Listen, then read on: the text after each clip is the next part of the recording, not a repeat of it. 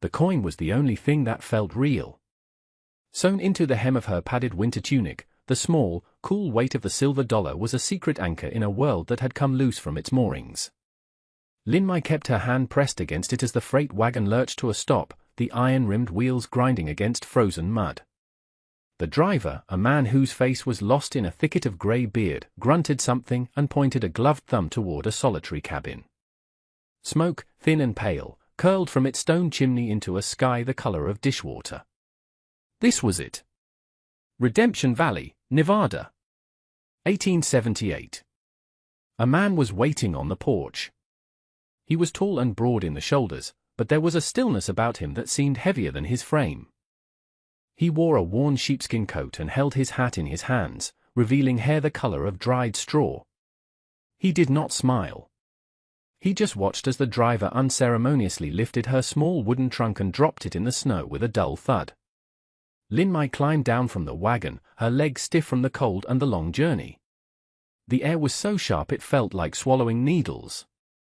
She had been purchased, a debt paid to a man in San Francisco by another man she had never met.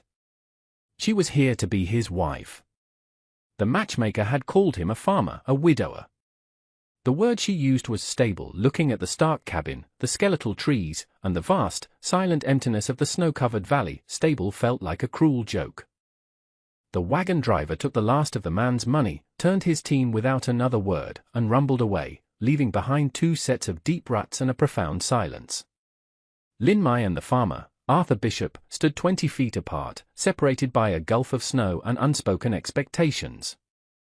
He finally spoke, his voice rough, as if from disuse. "You're smaller than I figured." She understood the words, but had none of her own to offer in return. She simply inclined her head, her gaze fixed on a loose board on his porch step. He had paid for a helper, a wife to cook and mend and fill the silence his first one had left behind. He saw a girl who looked as if a strong gust of wind could carry her over the mountains. Arthur sighed, a small cloud of vapor in the frigid air. He seemed to be having a silent argument with himself. At last, he gestured toward the cabin. "Well, come on in. No sense freezing to death on the first day." She picked up her trunk, surprised at his surprise when she lifted it easily. It was light, it held everything she owned in the world. She followed him inside. The cabin was one room, clean but bare. A stone fireplace dominated one wall, a bedstead was pushed into a corner, and a rough-hewn table with two chairs stood in the center. It was the home of a man who had given up on comfort. There was no sign that another woman had ever lived there.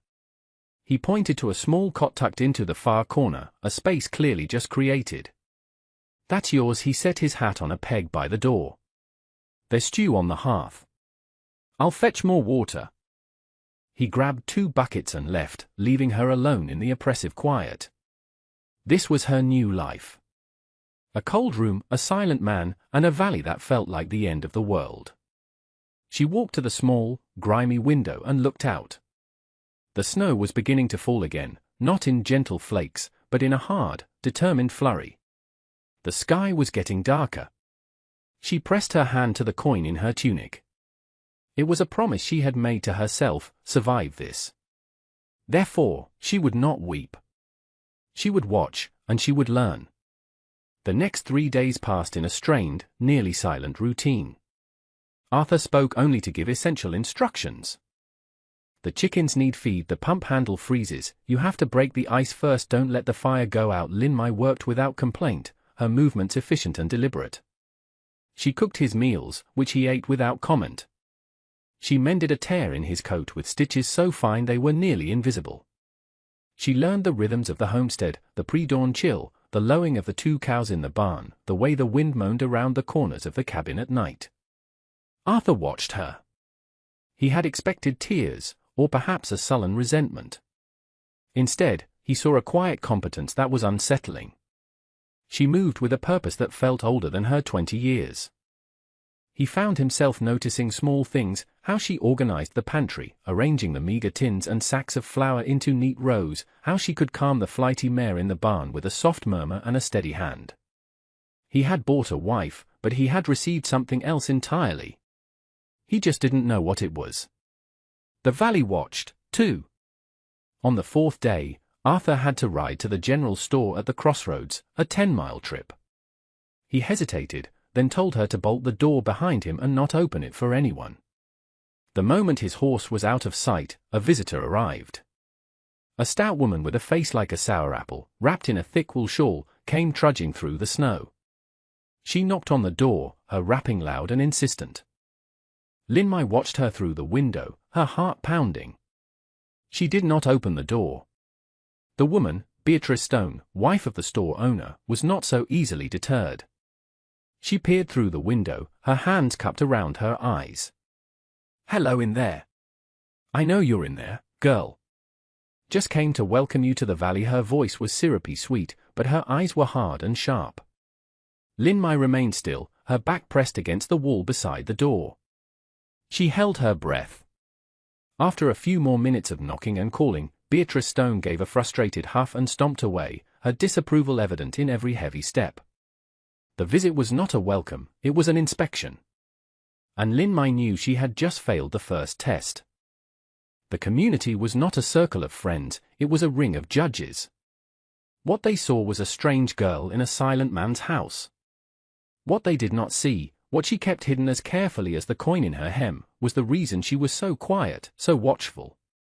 She was measuring the world that was measuring her, and she knew a storm was coming, far bigger than the snow gathering in the clouds overhead. The storm arrived that night, a howling blizzard that descended on the valley with the fury of a physical blow. The wind shrieked, rattling the cabin's single window and driving snow through the smallest cracks in the walls. Arthur had returned from the store just before the worst of it hit, his face grim. "This is a bad one," he muttered, stacking more wood by the hearth. "Might be snowed in for a week." The next morning, the world was a sea of white. The snow was drifted up to the window sills, and the wind had not lessened its assault. They were trapped. The tension in the small cabin grew thick and heavy. Suddenly, a frantic pounding came at the door. It was not a social call. Arthur grabbed his rifle from its pegs above the mantel before pulling the door open. A wall of wind and snow blasted inside. Framed in the doorway were two figures, crusted with ice. It was Jebediah Stone, the store owner, and another rancher named Henderson. "Bishop!" Stone shouted over the gale. "My boy, Samuel, took a fall in his barn. We think his legs broke bad. The dock is snowed in on the other side of the pass. We saw your smoke.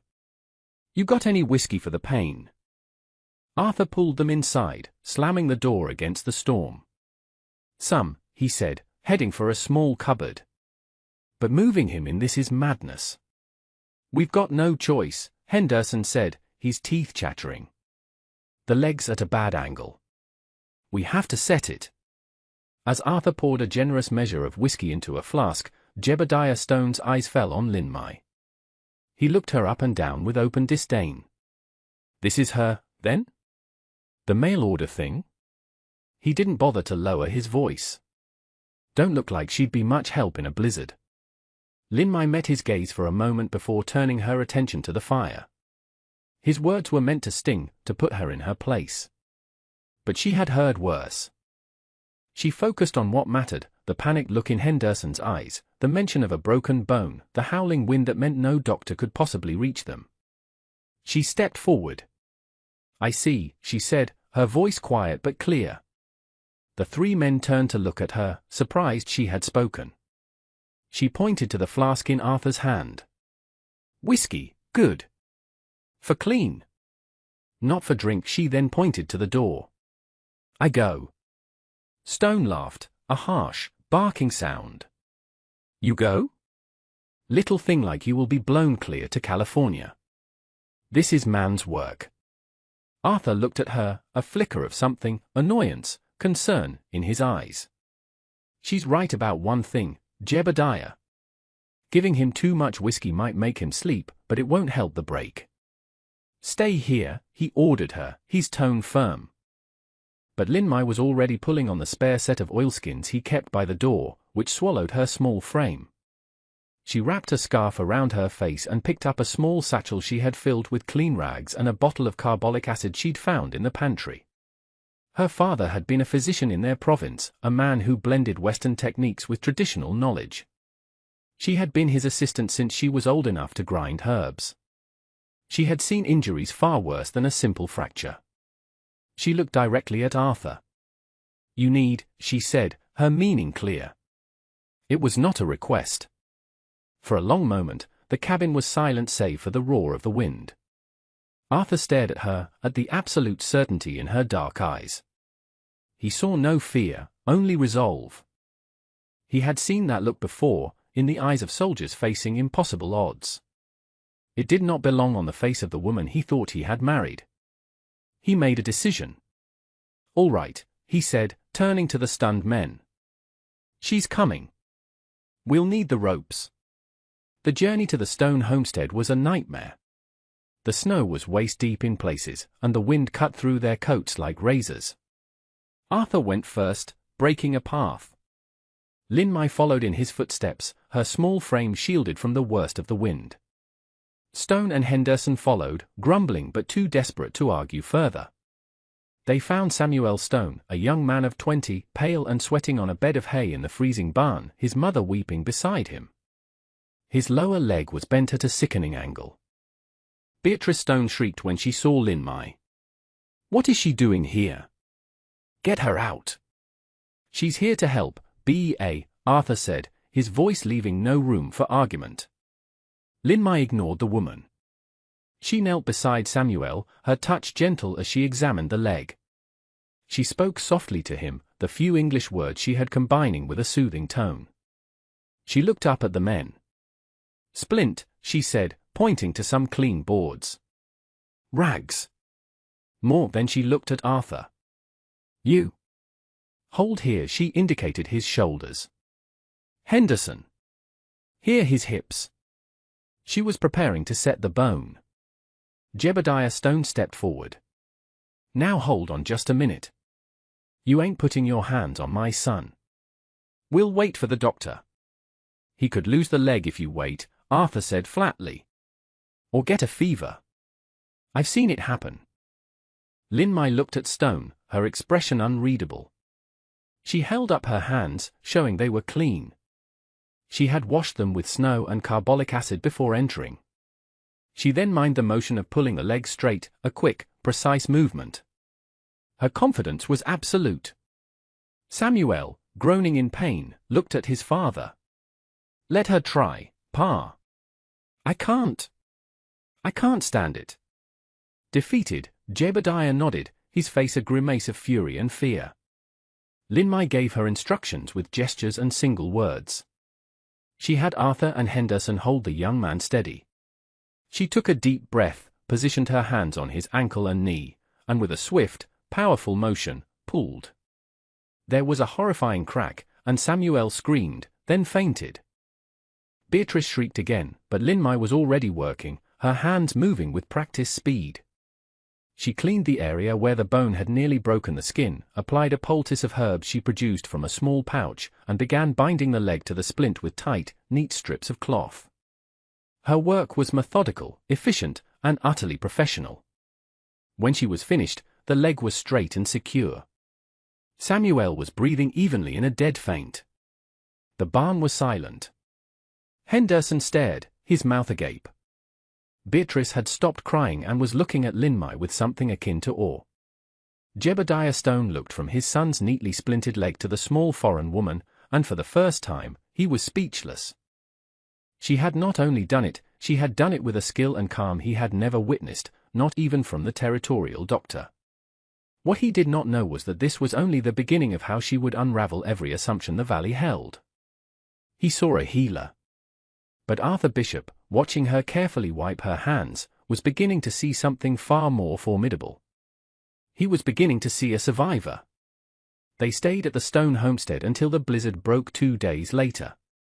Linmai checked on Samuel regularly, changing his dressings and brewing a bitter tea that kept the fever at bay. The Stones treated her with a new, grudging respect. When the sky finally cleared, Arthur and Linmai made the trek back to their own cabin. The silence on the walk home was different. It was no longer a void, but a space filled with unspoken questions. As they neared the homestead, Arthur stopped.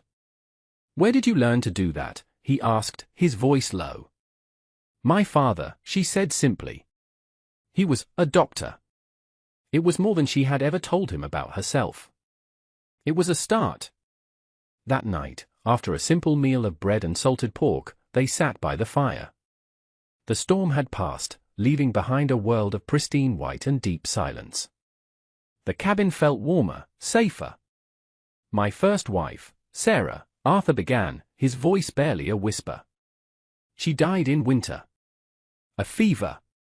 The doctor couldn't get here in time. He stared into the flames, his face etched with old pain. I couldn't do anything. Just watch." Lin Mai looked at him, at this big, strong man who had bin rendered helpless by the very thing she had just fought and won. She understood his silence now, the deep well of grief he carried. For the first time, she saw him not as her keeper but as a man who was just as trapped as she was. She reached into her satchel and pulled out a small, folded piece of rice paper. She unfolded it carefully. It was a detailed ink drawing of a cantilever bridge, full of precise angles and calculations written in Chinese characters. "My father," she said again, pointing to the drawing, then to herself.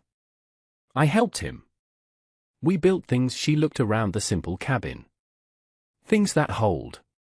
Arthur took the drawing, his calloused fingers surprisingly gentle on the fragile paper.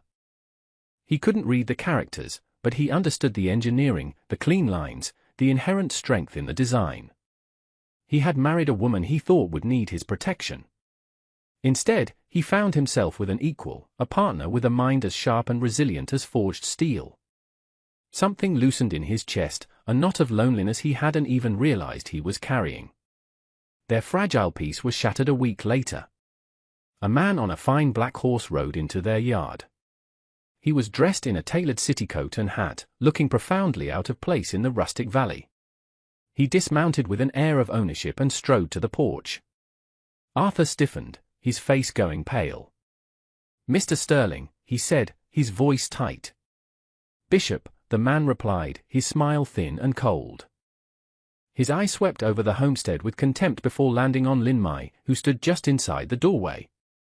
"I received your letter." "A wife. How quaint." A last, desperate attempt to look solvent, "I presume. This is my home, Sterling. State your business." "My business is, as always, this land," Sterling said, pulling a folded paper from his coat pocket. It was a legal document. "This is a notice of foreclosure. Our original agreement stated you had until the spring thaw to repay your debt. I'm moving the date up. You have 30 days. "You can't do that," Arthur said, his voice shaking with fury. "The agreement was for 6 months. The agreement had a clause," Sterling said smoothly, "regarding any significant change in your household status. A new wife, particularly one of her sort," he let his gaze linger on Lin Mai, "complicates the title. I'm simply protecting my investment." He was lying, and they all knew it. He wanted the land, and he was using her as the excuse to seize it. He believed Arthur's new bride was a weakness he could exploit. Arthur took a step forward, his hands clenched into fists. But Sterling just smiled. "Don't be a fool, Bishop. You have nothing. You lost everything when Sarah died. This land is all you have left, and now it's mine." Lin Mai had understood very little of the conversation, but she understood the tone of predatory victory in Sterling's voice and the look of utter despair on Arthur's face. She saw the paper in Sterling's hand and knew it was a weapon. She had lived her life watching powerful men use paper to destroy weaker ones. She could have stayed inside. She could have hidden. It was not her fight. She owed this man, Arthur, nothing but the work her passage had bought. But she had seen him stand up for her in the Stones barn. She had seen the grief in his eyes by the fire. He was not just her master, he was a man being hunted. Quietly, she stepped out onto the porch. She walked past Arthur to the woodpile and picked up the heavy iron log splitter, a tool nearly as tall as she was. She didn't raise it. She didn't threaten. She simply stood there, between Sterling and Arthur, holding it loosely in her hands, its weight resting on the porch boards. Her face was calm, her eyes fixed on Sterling. Her message was unmistakable. "You will have to come through me." Sterling's smile vanished. He had expected a cowering servant girl. He was confronted by a silent, unmovable guardian. He looked from her to Arthur and back again. The defiance he saw was not something he had anticipated. He scoffed, trying to regain his composure. "You'll be hearing from the marshal," he sneered. He turned, mounted his horse, and rode away, but his retreat felt less like a victory and more like a tactical withdrawal. Arthur stared at her, at the small woman holding the heavy tool, who had just placed herself between him and ruin. "You didn't have to do that," he said, his voice thick with emotion. She finally looked at him, her expression serious. "This is my home," she said, echoing his own words back to him. It was a declaration. A choice. In that moment, the arrangement made by other men, in another city, became their own. Spring arrived late, but when it did, it transformed the valley. The snow melted away to reveal rich, dark earth. The creek swelled with fresh water, and the aspens budded with a vibrant, almost violent, green. And on the Bishop homestead, a revolution was taking place. Using her knowledge of hydrology and engineering, Lin-Mai designed an irrigation system. It was simple, but ingenious. She showed Arthur how to dig a series of graded ditches leading from the creek, using gravity to water a whole new section of the property he'd always considered too dry for planting. They worked side by side from sunup to sundown, digging, lining the channels with stones, and building small, clever gates to control the flow. The valley, which had been watching, saw them not as master and servant, but as partners. Arthur, for his part, had been galvanized by her courage. He rode to the territorial capital in Carson City and spent 2 days in the land office, poring over the Homestead Act of 1862. He found what he was looking for. A clause that gave federal protection to any homesteader who was actively improving the land. Sterling's private debt, especially one of questionable legality, could not supersede a federal land grant, not if a U.S. Marshal could be convinced the claim was being actively worked and defended. The new irrigation system and the freshly plowed fields were undeniable proof. When Sterling returned a month later with a territorial deputy, he did not find a defeated farmer ready for eviction. He found acres of newly irrigated land, neat rows of sprouting corn and beans, and a man and a woman who met him at the property line, a copy of the federal land deed in Arthur's hand. The deputy took one look at the extensive improvements, listened to Arthur's calm explanation of the law, and tipped his hat. "Looks like a legitimate claim to me, Mr. Sterling. This is a federal matter now. You'll have to file a challenge with the government, not the county." Sterling, defeated by a law he had tried to twist, was left sputtering in the dust. He never returned. For months after her arrival, Lin-Mai stood with Arthur on the porch of the cabin. It was summer. The valley was lush and green, and their fields were thriving. The air was warm, filled with the scent of pine and damp earth. Jebediah Stone had come by the week before, offering them extended credit at his store and asking if Lin-Mai might have a look at his wife's persistent cough. The valley no longer saw a strange mail-order bride, they saw Mrs. Bishop, the woman who could set a bone, tame a fever, and make water run uphill. Arthur pointed to a patch of bright orange wildflowers growing near the porch step. "Indian paintbrush," he said, his voice softer than it used to be. "Indian paintbrush," she repeated, the English words coming more easily now. She had learned the names of the trees, the birds, the constellations in the vast Nevada sky. He reached out and took her hand.